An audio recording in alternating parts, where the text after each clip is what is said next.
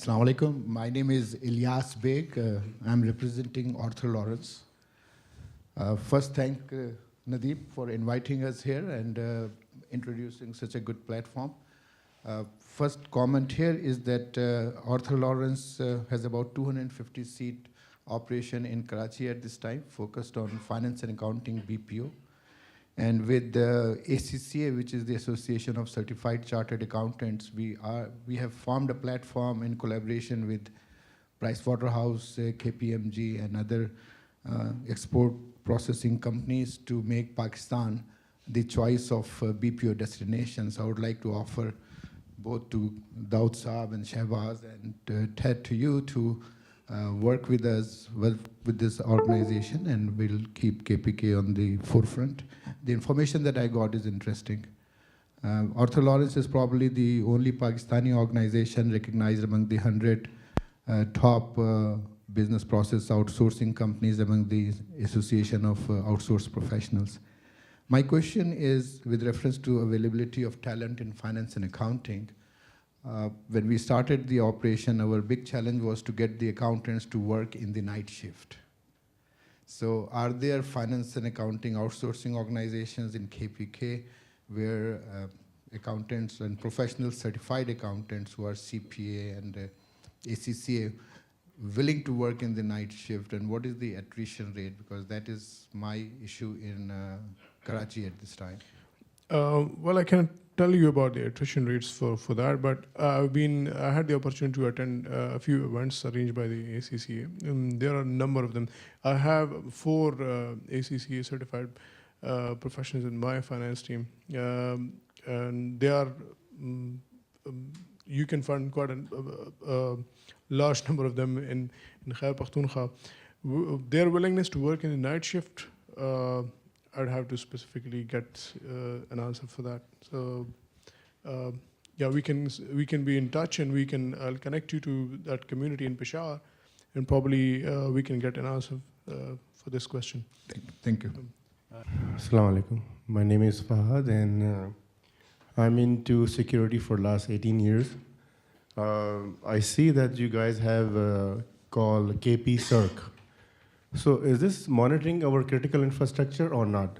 When I say critical infrastructure, means our dam, bridges, borders. Like I've seen that you guys have created a border between Afghanistan and you guys are installing cameras over there, right? So are we monitoring our critical asset? Because every time I see, there's always word comes security in Pakistan. So if we somehow create some sort of cyber control command center to monitor our critical asset, that will create a lot of comfort in investor mind that we are monitoring every critical infrastructure in our country.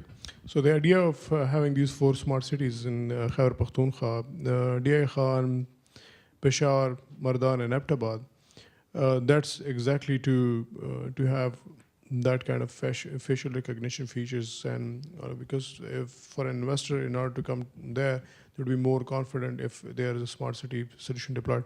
As for monitoring the borders, we do not have that jurisdiction, you would know, to monitor the borders and get access into the military installations, and also for some of these strategic installations, including the dams and all of those places. What this center is looking at is to train people so that we have the right kind of workforce who can then in turn work for the private sector and can also work for their own and also for the government. And the other thing is to help the government protect its presence on the cyberspace. For example, the first thing that comes to any of the conventional departments, government departments' mind is they are just scared of making things automated. So in order to give them that comfort that you will be protected, so we have to train their people, and that's a huge challenge. There are 40 different government organizations operating in the province, and a lot of them are not connected. And those who are automated, they don't speak to each other. Just because someone is speaking French, the other one is speaking Persian. So we have to connect that thing. I think it's also a part of the KP-CERC. So we, smart city is to provide what you just mentioned, but as per jurisdiction, we cannot go and have access to on the border cameras and security infrastructure. Hello. Yeah, Assalamu alaikum. My name is Nadeem Hashmi. I'm running a company here in Canada by the name GeoWiz Inc. I have two offshore facilities in Pakistan, in Lahore. And my focus is all around the enterprise solutions. So my question is that I heard about the technologies like Ruby on Rails and other emerging startup technologies that are there for scalability and I would say the extended solutions. But in enterprise world, there is one more technology that is enterprise Java. So is there anything running at the moment like J2EE and on that platform? Enterprise Java is not a part of the youth employment program, but because there is a huge spectrum of other courses that we are offering based on the industry demand and also based on the list of skills that we get from Upwork every year. The highly employable skills, if somebody have those skills, so then they can have a better freelance opportunities. And also if it comes from an industry like you just mentioned, so if that's the case, and if you need to have us trained people in that specific skills, so we can, we not only train them, but if there's any international certification required, which can help you better judge somebody's skills, we also give them 100% payback on international certifications to people in Khyber Pakhtoon. Sure, makes sense. So you can speak to us. We can then include that as a part of that training. And we also have a number of training partners in the youth employment program to impart those digital skills. So if you are a training provider, and if you want to join us as a partner, so what we can give is we have a database of about 40,000 people who are willing to apply to different skills. So it's a wonderful opportunity for different skill training providers, and a number of them have already joined us. So the advantage that you will have is you can still offer the course based on whatever money you charge for offering that course. But what we can help with is we can provide you with the venues. We can provide you the 40,000 people, visibility to that 40,000 people who are all willing to get one of those trainings, including training related to any of the sectors, blockchain and AI, blockchain. Yeah.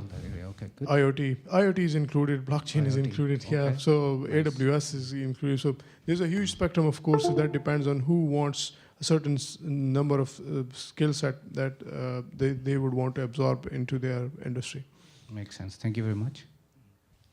Thank you. I'll ask a question on behalf of one of my guests. He's not asking it. So I know we're talking about IT, mostly here with the IT board, but there are other organizations as well, for example, solar companies. And are there initiatives outside of the IT focus that are there? Because, of course, the objective is to create jobs in that area. I know that may not be within your realm or jurisdiction. Yeah, there are a lot, and you're absolutely right. It's not only the IT, although we believe that IT has a cross-cutting scope.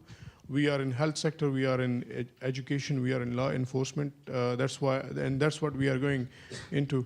So the KP government has initiated 17 economic zones. The GAYA-KACHEE one is just one of those. And all of these economic zones are meant to create jobs and bring in investments. And through all of our, one of the best thing about IT is that we believe the cost of establishing a new business is very low as compared to conventional businesses. All you need is to give people skills, give them a laptop and give them a nice place to sit and a bit of mentoring, and they can start a business. And we have actually seen those happening in Khyber Pakhtoon. And then those businesses can then in turn employ about 40 to 50 people, as we have experienced there. So it's not only us working on it, it's a number of other very good organizations, autonomous organizations run on a private corporate structure, completely free from that, the different tiers that the government is accustomed to be known for. So things have changed in a number of sectors. And there are Dr. Ali Mahmood, he is the Chief Information Officer of Khyber Pakhtoon Khyber Pakhtoon Economic Zone Development and Management Company called KP ESMIC. So they are doing and establishing those 17 economic zones, including power stations for all of those economic zones. Hatar, Rashaki, DI Khan, and so many others. Assalamu alaikum. My name is Hassan Nakhwi. I have been running an IT firm here for a few decades. The question I have is there a presence or an outreach to any of the blue chip firms in technology? I can give you examples like, where is Microsoft or Amazon. So that's one part of the question. The other question is that is Pakistan looking at hosting some sort of cloud facilities? Because as the world moves forward towards all the apps and hosting on the cloud, this concept of BPO will take a bit of a different turn. Perhaps you can comment on it. Thank you. Yeah. So we took a journey of, and that transition had different steps. The first step, we established a data center, and then going to a cloud with all the managed services. So data center actually, what it did was it actually brought in all of the apps and all of the different data centers that were hosted in different departments. So we believe that we actually did a good job, and that was very challenging to kind of convince everybody to shift there. But that was only for the government, not for the private sector. Now, the second stage is, as we mentioned about this smart cities and connecting all of the hospitals. So we are in that as a part of that plan, we will have that health cloud where all of the facilities will be connected. There is the Peshawar High Court is establishing a judicial data center, and that will be a judicial cloud. We are not yet offering that to any of the private sector. So we on the part of the government, we are working on connecting all of the departments to the cloud that is going to be used for that purpose. Hopefully, at some point in time, we might be offering some services, but I believe that the government should not become a competitor in a space where a private sector can have the opportunity. We should just be that enabler to support and provide enabling environment to the private sector. So it might be a high time that somebody comes in and they operate as a cloud service provider. We are currently helping people get the right kind of skills, including skills on the virtualization platforms and different other operating systems.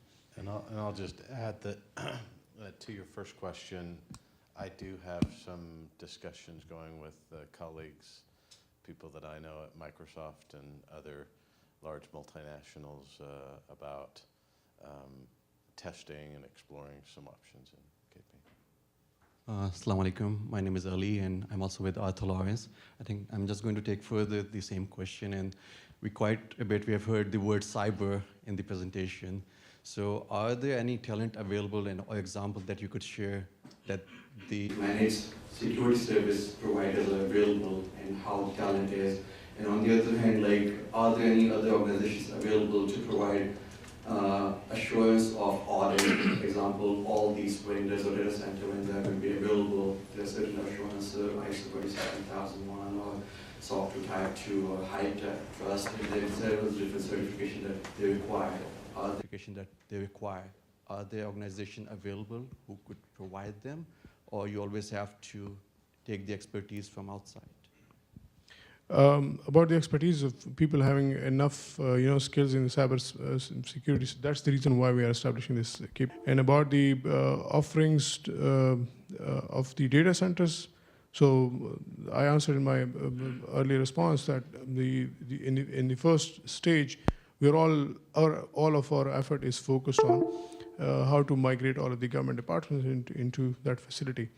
And I would rather want to leave it to the private sector to come and be one of those providing these services. Dr. Assalamu alaikum. I'm from Peshawar also, so I think you're meeting a lot of Peshawar guys here.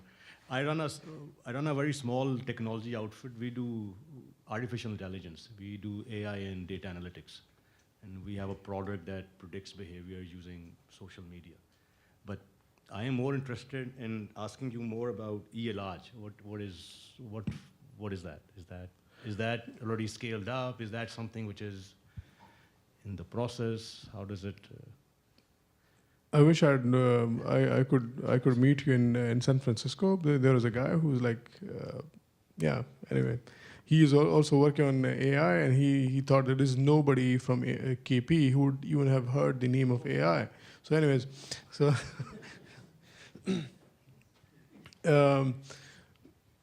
Yeah, on the e-Lodge, it is a part of like a number of government departments. They're reluctant to change the way they work, and that's the situation that we have in health department. There are thousands of basic health facilities.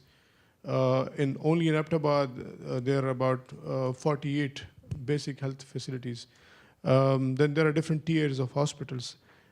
Unfortunately, what happens is a number of people they just want to come to the tertiary care, big hospitals, and that's the problem. And it costs them a lot of money, and a lot of other people they make money. So what we did was the health department had this initiative. We had been holding meetings, and like I said, we have a cross-cutting scope. We're not making softwares. We're not making apps. We are actually helping people that they should change the way they work, and supporting the private sector. That's another part. So we had a number of meetings with the health department. We tried to convince them that this is the way you should be looking at it as a future of health service provision within the province. And as a part of that initiative, so what we did was we launched this e-Lodge to help them understand how this whole facility works. So in that, we have all of those remote areas. BHU is converted into that nice clinic. There's a health technician from the health department who has been trained on all of this equipment. They monitor, they do all of the checks that a doctor, a team of specialist doctors, they ask them. The facilities, the diagnostic kits that we provide there includes an ECG glove. So previously, BHUs they didn't have any ECG facilities. It also provides a very high resolution ultrasound scope. It has those dental scopes, and it has about 6 different diagnostic devices that can actually help a doctor diagnose, the disease. And the health department has now started to build on this initiative. And slowly and gradually they are going to convert. But it also presents a huge investment opportunity for one of the good thing about this is that we can have a recorded data follow the patients with different kind of diseases, and that data can be used for different sort of purposes. And now the health department is building on this. They can upscale it to a number of other BHUs. So that's the history of this e-Lodge. And it also has an investment opportunity for private sector. So you can come in, you can, offer, not you, but any investor can come in. And they can tailor a solution where the private doctors can know they're not required to go to that Dubgari garden and, sit in those clinics. And rather they sit in their drawing room and you just, connect patients in. It's a business model. It works for doctor and it also works for patients and it works for a solution provider. One of my partners, they've been running a telehealth facility in Mardan for about 7-8 years, and we've looked at over 250,000 patients. Very good. Using a lot of, and now what we're doing is we're trying to use big data algorithms to see if we can do prenatal and natal analysis for woman and child in that process, and that can then predict the disease. So I'll be more than happy to, And where is this facility? This is in Mardan. Mardan. I think near Bunair, I think. All right. We are also establishing such facility, one in called Lakpani in Mardan. It's far-flung, closer to Bunair also. So would be more than happy to talk to you more on this, and we can help you scale up e-Lodge using what we have learned. Okay. And vice versa. We would be happy to talk. Yeah. I will have a question. My name is A.J. Rana. I'm one of the directors at Open Toronto as well. And we have a security and marketing business, so with name Server for Sale. So we have an office in Karachi with a 24/7 operation. My question for you is, in the slides, the language proficiency, especially English, KP was rated as 5. What my question is, what are you guys doing to increase, sorry. So what are you guys doing to increase that level?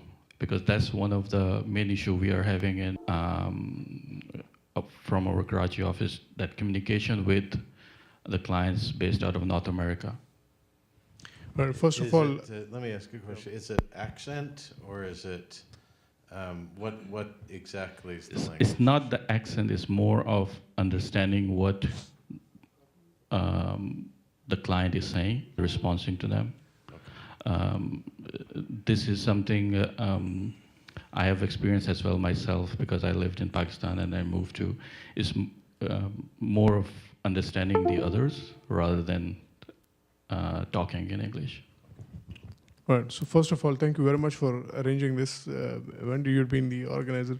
The second is, on a lighter side, cricket is like one of the things that actually helped us a lot. In everybody now can understand English, and they can speak it also. A part of what I said earlier, one of the operators who is coming in, so he has got similar concerns, and what we have done is there's a partner training provider. He's got that English language skills. And he right now, because of the CPAC, a lot of people we ourselves are sending 300 people to China for internship.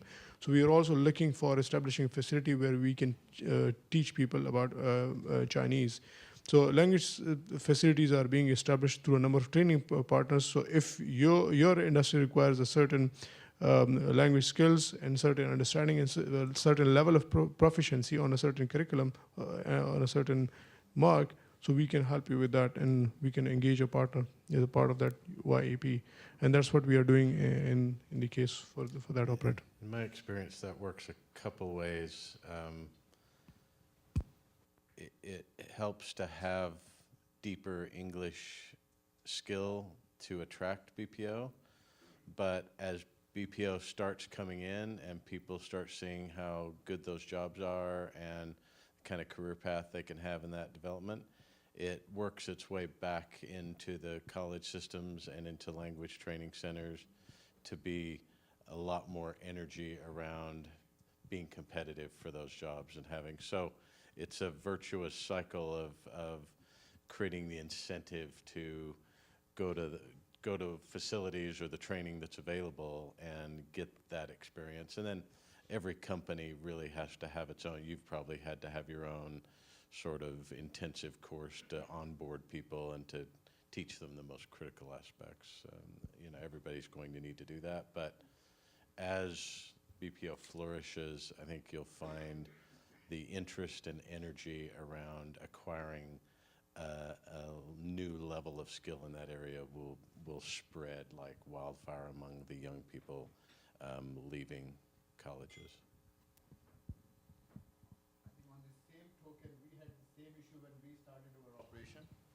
But what we did is started internal classes. We had hired external language experts who will come and conduct the classes, and we made no Urdu or Punjabi or Pashto speaking during the work hours. That really encouraged our team to develop, and now we have much better scale than what we had initially 6 years ago. Thank you. Just adding on to the language thing, actually, what I've found for my team entirely, I've actually had no English policy actually in my place. It's actually Pashto or Urdu. But I guess it depends on the industry as well. And what I've done is interface them with English individuals here that actually communicate with the customer. So they're actually autonomous, independent teams in Pakistan that actually operate that way. So they communicate among themselves as efficiently as possible from a development perspective, and then they interface with someone who can just do the communication parts of it. Just a heads up on that one. It's a good model.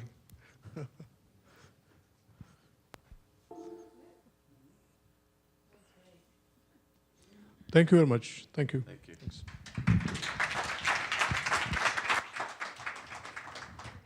I have to say thank you to everybody in the audience, because when you put together such an important initiative, very important to have the relevant right people in the audience and have the right kind of question and answer, because we really are hoping that this will lead to actual materialize into actual BPO activity. So thank you so much. Those are fantastic questions. I do want to acknowledge there's a couple of people from the KP province, government, and that didn't speak, but they're here. And we have a few minutes before lunch starts. Lunch will start at 11:50. So Mr. Daud Khan, if you would just stand up one more time so people can see who you are and who you are. Mr. Khan is the Secretary, Science, Technology, and IT Department for the KP government. And also Ali Mahmood, if you would please stand. Ali is the Chief Technology Officer for the Khyber, Pakhtoon, Khwa Economic Zones Management Company. I thought I would get better at it by now. Thank you again, Todd and Shabazz, for that very insightful presentations and the answers to I think some, perhaps difficult, but definitely good questions. I would like to thank you, Mr. Imran Siddiqui, for being here today, and definitely hearing that you are behind this initiative I think, gives everybody a lot more comfort. I just wanted to point out there's a couple of, there's also the Ontario Chamber of Commerce is represented here as well. Mr. Louis De Palma and Ali Imran Mirza, they're at the back. So, I think all these organizations need to work together to facilitate, some of the initiatives that we're looking at. So please, we have a few minutes before lunch. I would love for everybody to kind of, mix and get some questions and some conversations going between everybody. And we can't forget the selfies. So we have some time, because obviously, you want to interact with people, and we have, I believe we have a few people who are signed up for the one-on-one meetings with the World Bank and the KP team, but I definitely heard some interesting, discussions and some potential new candidates that may be good for those meetings. So if you don't have your name on the list, please see, I guess, Nadeem Hashmi or Mr. Taqvi here as well to do that. Nadeem is over there, and Mr. Taqvi is right here if you would like a one-on-one meeting. Lunch will be in York Room A and B. I just wanted to say, for those of you who drove here today, yes, that's a hefty price parking tag, but please do see Mr. Taqvi as well with that, because some of that is definitely being covered by the event. So I would like to thank you on behalf of Open Toronto, and I'll say the World Bank and the KP government. Like I said, we have a few minutes, but please do use this time. Lunch is fantastic. It's a hot lunch day, and we definitely hope to see a lot more events like this, initiatives like this, and whatever we can do as an organization, Open Toronto, to facilitate for our guests, as well as facilitate for the businesses that are here, we would be more than happy to do. So please do stay in touch, and thank you. Enjoy lunch. It will be in York Room A and B.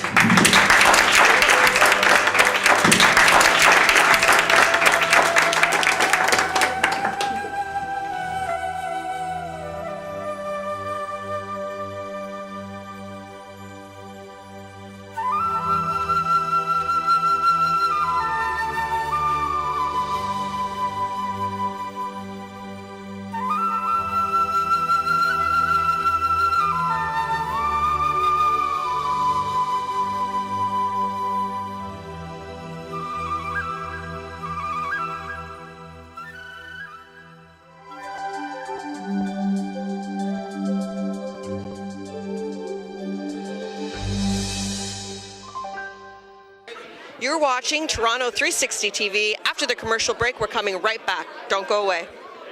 You are watching Toronto 360 TV. Please don't go away. We'll be back after this commercial, so stay tuned. आप देख रहे हैं Toronto 360 TV और हम वापस आते हैं commercial break के बाद। आप देख रहे हैं टोरंटो 360 टीवी। जाइएगा नहीं, हम ब्रेक के बाद वापस आते हैं।